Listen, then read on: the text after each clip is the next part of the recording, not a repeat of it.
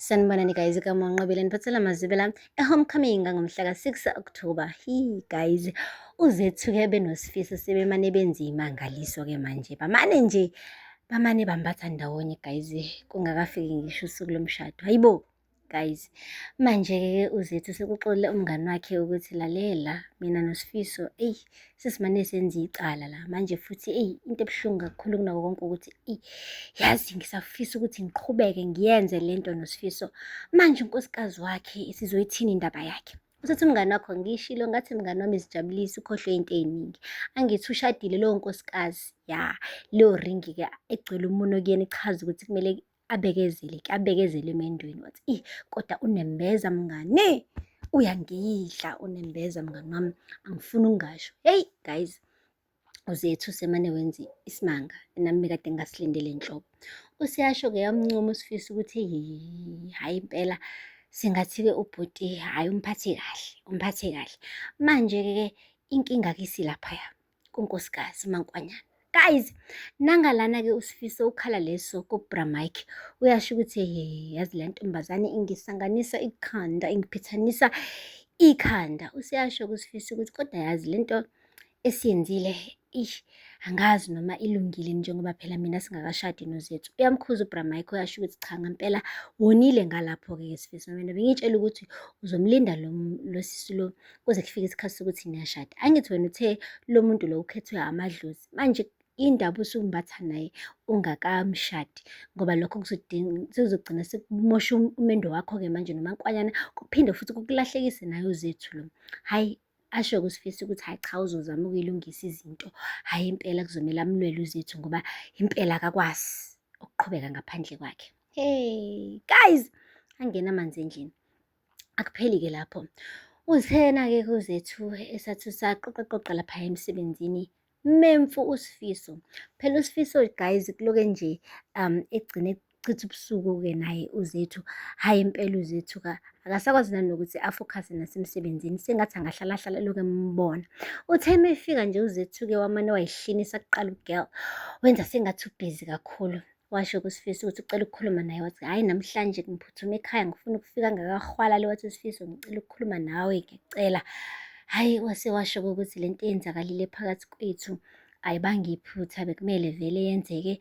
Awuyazi nawe ukuthi ngisizwa kanjani ngawe, futhi nawe uzizwa ngendlela efanayo ngami. Esho nje zonke lezi iy'tori lezi uzethu ayijwayele. Uzethu-ke umane washo ukuthi hhayi iphutha bandla, lokho kwenzakalile phakathi kwethu, bengicela sikhohlwe kona. Wathi kanjani manje?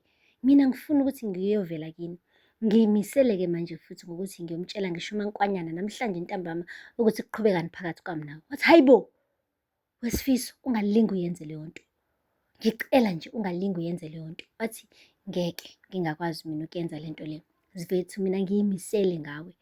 Wathi ngicela ungikhiphe engqondweni wakho. Wathi ngeke ngikwazi. Wathi ngicela uphume empilweni. Wathi ngithe ngeke ngikwazi. Hayibo, wathetha-ke manje uSifiso, waqede wayikhuza yena futhi. Wathi ngiyexolisa zethu bandla ukuthethisa, bengingaqondile into engifuna nje ukuthi ungenzele yona. Ngifuna nje ukuthi ungivumele ngiyobona kini, ngiyohlonipha kini. Wathi ushadile Sifiso? Wathi nje ngishilo ngathi ngifuna ukwenza unkosikazi wesibili. Wathi kanjani Sifiso? Mina ngikwazi ukushera umuntu, angifuni ukukushera Sifiso. Hayibo guys, uzethu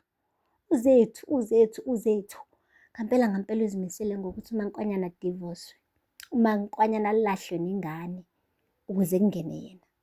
Imagine, like akwanele ukuthi sechitha umshado womunye umuntu washada uMaNkwanyana noSifiso azi kahle ukuthi uSofa silahlane wakhe loya. Manje uzethu siyangena yena, uyaxhambukela. Manje akaqedi lapho ugirl, usefuna ngisho nanokuthi alahlwe yena uMaNkwanyana. Ebefike kuqala uMaNkwanyana wazala ngisho ingane, kube uyena uwife kaSifiso, wife number 1 and ongekaze zabangise umuntu. Imagine, cause yena mekuthi uyamfuna uSifiso akangene esithenjweni straight, noma esinyanya isithemba akangene kusona, angathi ufuna ukugudluza omunye umntwana. That's so wrong guys. But-ke asazi uSifiso bakithi, asazi uSifiso. Ugcine nje naye senkwankwazi esesho into engekho, ethi akayikhethelanga lento eyenzakalayo. Abantu bakuba sebalala bamkhethile uzethu, uyadingeka lapha emagcekeni akakubheka, ingakho nje naye emfuna kangaka. ucela nje ukuthi avume ukuthi amshade abe unkosikazi kodwa wesibili. Naye akafuni ukumlahla umankonyane wakhe, ufuna nje uZethu angene empilweni yakhe kodwa abe unkosikazi wesibili. Guys, umankonyane kuzothi akayibulala umntana abantu mhla wathola ukuthi ngempela uZethu umudla ithende, and okuwesi useze walala nomkhenyana wakhe. Guys, indoda eshadile. Yazi kwakungcono ngisho nje besishalana nje, kodwa manje njengoba nje sekuze kwenzakala lokhu, akusekho ukubuyela emumva, and I feel really bad for umankonyana guys. Mntana abantu. Hhayi, akupheli-ke lapho guys, ngapha-ke uShwabi usemane wamncoma-ke uNgaraji ngayo yonke into ayenzile lapha ethaveni, elungisa, enza kuqhakaza nje. Waze wamcela ukuthi akafike lapha emzini wakhe ezolungisa nakhona. Kanti-ke akazi ukuthi unkosikazi wakhe uMaNgcobo umbhekile uNgaraji. Guys, kwale ngisho sefika lapha emzini wakhe-ke uNgaraji, uShwabi-ke echoma ngonkosikazi wakhe ukuthi uyalishaya ibhodi nayo yonke lento leyo. Lapho unkosikazi wakhe loke ebhizi, loke embuka ngojebhu uNgaraji. Waze wayishaya isifuba-ke uShwabi, washo ukuthi unkosikazi wakhe yingakho nje angasuki kuyena umphethe kahle, akabheke ngisho kwenye indawo, ubheke yena yedwa. Kanti akazi ukuthi unkosikazi wakhe ubheke uNgaraji manje, akamehlo akhe awasekho nje kuyena uShwabi, asekunGaraji la engakhona. Isisebenzi sakhe lesi sisicalakashana asibukela phansi, sona impela esomdlela unkosikazi. Guys, ubuxoki budla umunyu. Kanti okunye-ke guys engikushiyile ukuthi ngesikhathi uZethu esalapha noSifiso bebhekene emehlweni bencengana ngokuthi bafuna ukushada, kumane kwathi qhamthushu uShobane, indodakazi yethu phela liwudokotela. Kanti ithe ukubona ukuthi sengathi uSifiso usondelene kakhulu noZethu ngokwisimo nje sokuthi bame ndawonye, bekunaleyo connection yothando ebekade ikhona. Wangaba muhle ubhuti. Wamane waphelelwa amazwi emlonyweni, kodwa nginesiqiniseko sokuthi uzombuza uZethu ukuthi kuqhubekani phakathi kwakhe noSifiso.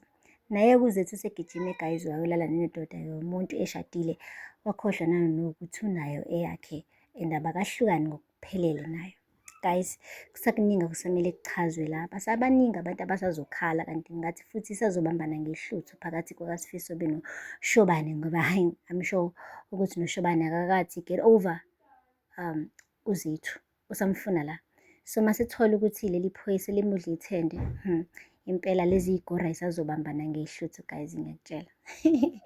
Hayi-ke guys, siyobona-ke ngamazwi alandelayo ukuthi uzala nkomo aphela lapho kawanamhlanje. Ningakhohlwa ukusubscribe, nilike, nikhomente. Until next time, bye.